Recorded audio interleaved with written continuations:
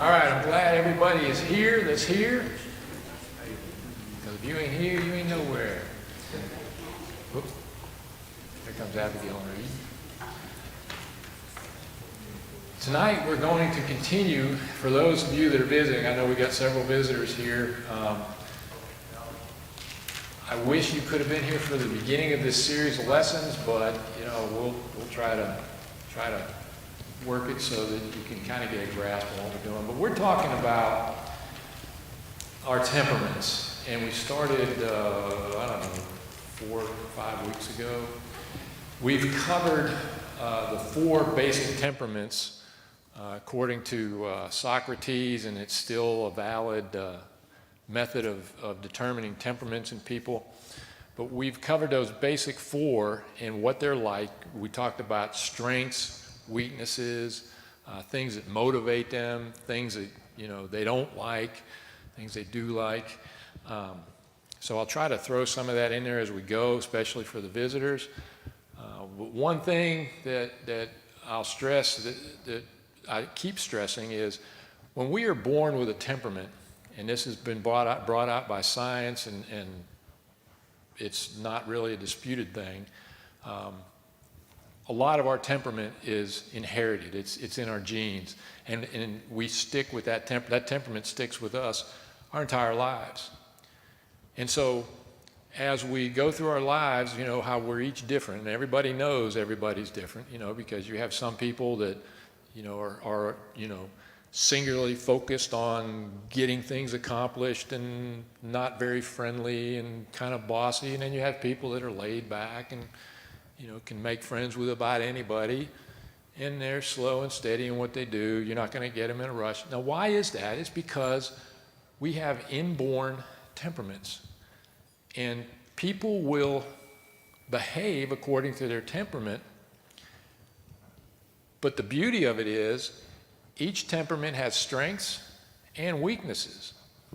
And we've talked about strengths and weaknesses of each of the 4, but it's our choice what we're going to do. If I'm, say, a choleric, which I am, I can be bossy and mean and not care what anybody thinks to get something done, or I can consider people's feelings as much as, I have to think about it, but I can do that. But it's my choice. If you're say a phlegmatic type person, easygoing, laid back, people might think you're kind of lazy if you just want to go to your weakness and just kick back and not do anything. Or you can be very productive. It's your choice. So as I'm going to go through the slides last week really quickly. Last week we talked about the temptations and weaknesses of the 2 verbal type, the 2 extrovert types, which were cholerics and sanguines. And this week we're going to cover the more relational people who are more motivated by being in good relationships with people, say. And that's the phlegmatics and the melancholies. They too, just like the cholerics and the sanguines, have strengths and weaknesses, and there are some weaknesses that are common temptation to people with that temperament. And we talked about the fact that, according to James, each person is tempted when he's allured and enticed by his own desire. Well, everybody has different desires, and that's what we've covered. And we talked about Satan, and we talked about the fact that, when you look at Genesis chapter 3 and how he tempted Eve was different than how Adam got tempted, but they both committed the same sin, but for different reasons. She wanted to be possessive of some cool new ability to be able to be like the gods, and Adam looks like he just didn't want any conflict and went along with her, Well, anyway, we had sanguine people who are verbal, extroverts, love people, love to be the center of attention, very talkative people. They have their temptations of trying to please everyone. And we talked about strategies of making sure you try to make sure that you are living your life to please God and not other people. And we talked about the fact you're not going to please everybody. You know, we did that thing about, 25% are going to not like you no matter what you say. 25% will like you no matter what you say. And the other 50% are going to try to make up their minds whenever. So, and they're prone to emotionalism. And we talked about the fact emotions are good, just as long as we're not being controlled by our emotions, which is a temptation for them. Let's see, the next one, we talked about trying to please everyone. And then the cholerics, we talked about the fact that they can become domineering. They don't see it as domineering. They see it as they're getting the thing done, whatever they're doing. And the people are just in the way. But that can be, so even though they know they can get it done, they know they can get it done fast or get it done right, you still have to work with other people, and you still have to be humble, because cholerics too are very proud of the things they get done. But you have to be humble about things. Jesus gave us the perfect example when he washed the apostles' feet, and there was a bad example, Diotrephes, where he liked the preeminence and he just wouldn't get along with Paul and anybody he was teaching. And one of the temptations too is relying on yourself as a choleric and not God, which can be very easy for a choleric because they get things accomplished and people will praise them for accomplishing things, and they say, look at what I did. Like I stuck my thumb in there and pulled out a plum, and what a good boy am I. It's all me, But we talked about Paul and Joseph, but cholerics have a hard time with humility. So the last slide was kind of this is where we kind of left off, but as a choleric, if you are a choleric person, try being humble and think about the things that humble people do. I mean, like the middle one there, it's the white column or row across the middle. Proud people have to always prove they're right. They must win every argument. That's a common thing with a choleric. But, humble people are willing to yield. Sometimes you can let other people make decisions. Sometimes you can let other people be right. I mean, a little bit of humility is not bad. Well, today we're going to talk about the let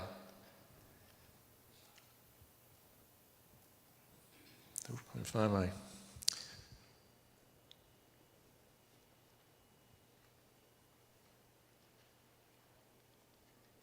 okay, there. Okay, I had to find where I was in my notes. Sorry about that. Today we're going to talk about melancholies first. Now, these are introverts. They are task-oriented people.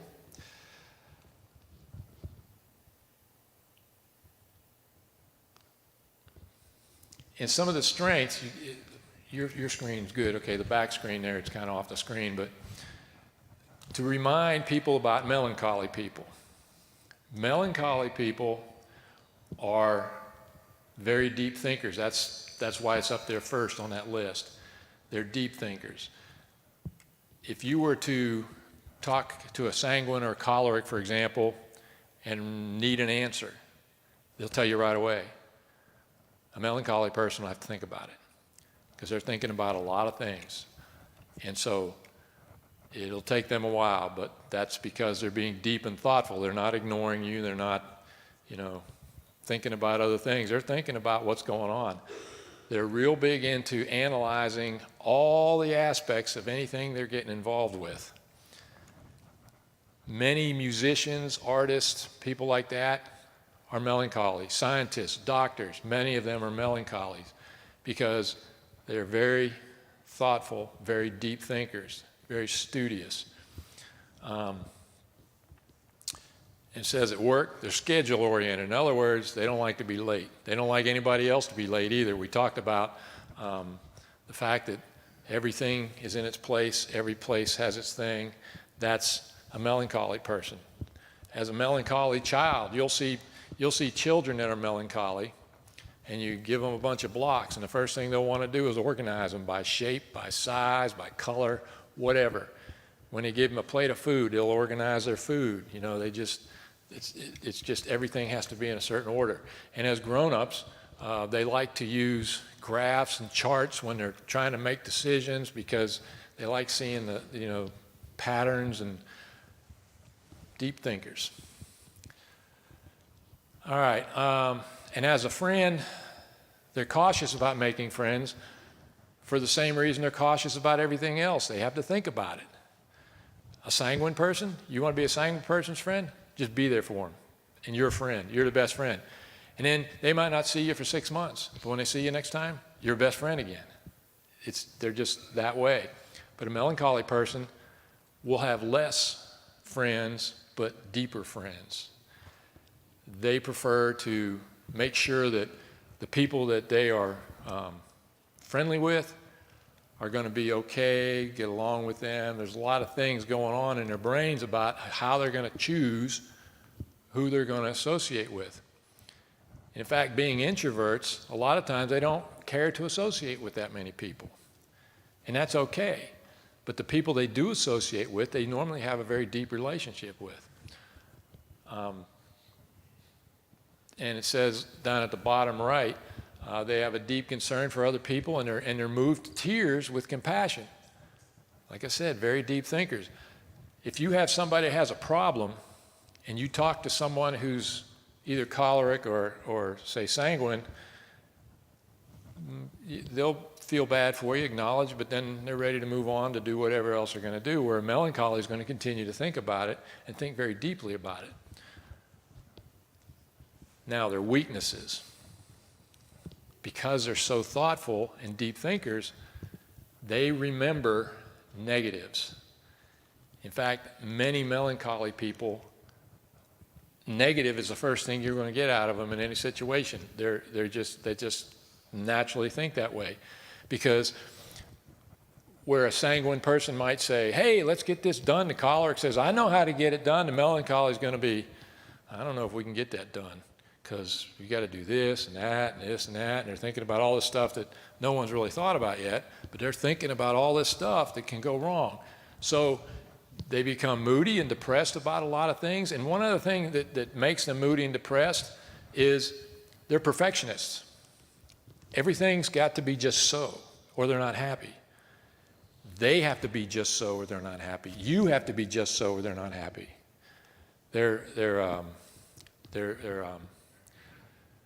So anyway, they're perfectionists. And because they're perfectionists, a lot of people that are melancholy, and I know one person in particular, has really bad problems with self-image. But the fact is they have low self-image because they're perfectionists. And they know what problems they have. And it depresses them, and they become someone with a very low image, low self-image. They can feel guilty for a long period of time over things that happen or things that don't get done or something like that. And at work, they're not people-oriented because they've got their job to do, and they're going to make sure they get the job done. They'll be buried in a spreadsheet, or they'll be doing whatever they do. And they're not going to be out by the water fountain making friends and trying to figure out, what's going on after work on Friday or anything, They prefer analysis to work. They get what's called analysis paralysis. They want to keep thinking about it. And the choleric is going, let's go, we got to make a decision. And they're like, well, I'm trying to think about, and they're thinking about things they need to think about, but at some point, you got to make a decision. They're hard to please. They have a deep need for approval. And one of the things that's a weakness for melancholies too is that need for approval can cut them in a couple different ways. But one of the ways is you can say something to a melancholy person, like if, let's say a melancholy person cooks a dinner and asks somebody who's a sanguine or choleric, well, how'd you like it? And they might think, well, it was good. And they'll say, well, But they might think about something else and say, well, I like that other thing better, but I'm not, I don't really like it. And the only thing the melancholy person will think about is they didn't like it. Well, they didn't say that, certain things, they didn't get the answer they were expecting to get. Or somebody will say, it's nice hat, thinking, nice hat. And the melancholy person would go, why'd you comment on my hat? They don't like my dress? What's going on here? I mean, they're thinking these things, and so they're suspicious of people because they're always wondering what people are really up to. And so they're insecure socially sometimes. Remember, these are the negatives, and they can become withdrawn, remote. They can become very critical of other people. And so all these are just because of their perfectionism and overthinking things. I thought I've already told you, Julie's probably watching this on TV, but I made a shirt for Julie. It says, give me a minute while I overthink this. She was going to wear it to class, but she's sick. They're all sick today, so they get sick in groups. They're good that way. And they're unforgiving. I don't know if they're unforgiving because they overthink why the person should be forgiven or should not be forgiven, but, and like I said, they're skeptical of compliments. So, they're negative thinkers.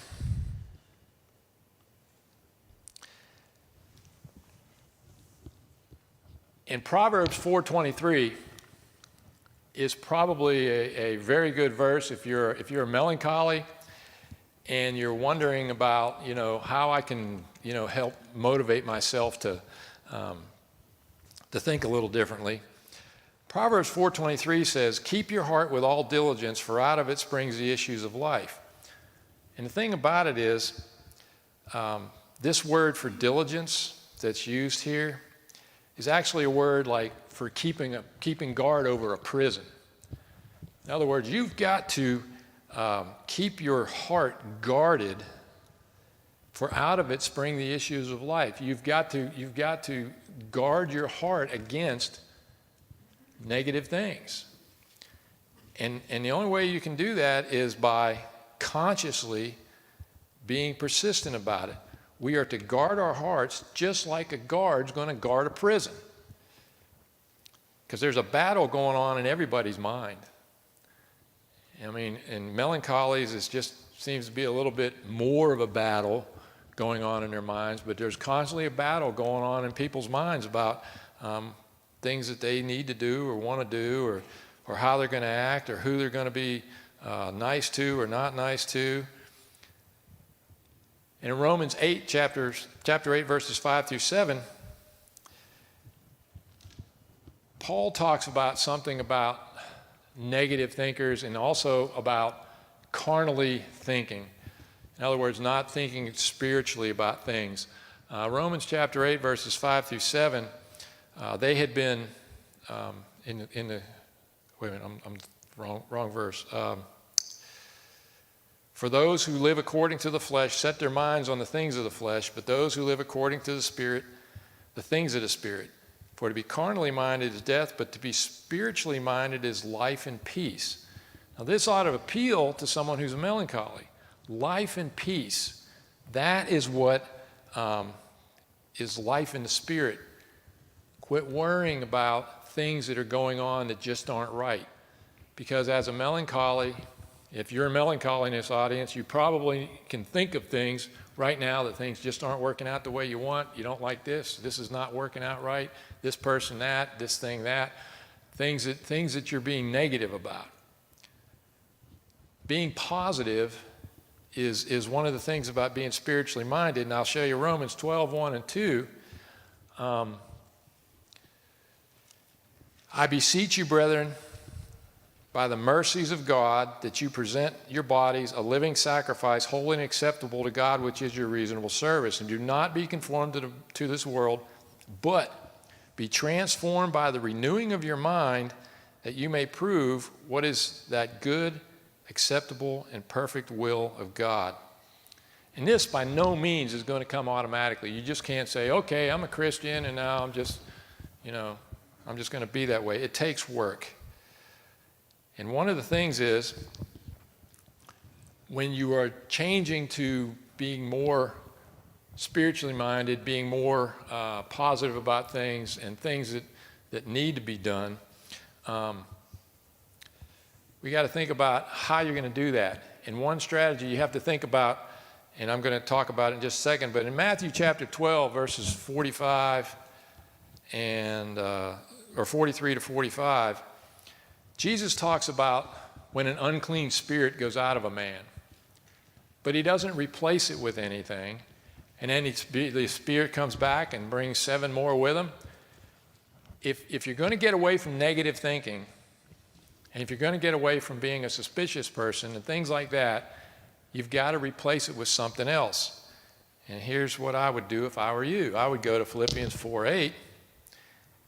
And finally, brethren, whatever things are true, whatever things are noble, whatever things are just, whatever things are pure, whatever things are lovely, whatever things are of good report, if there's any virtue and anything praiseworthy, meditate on these things.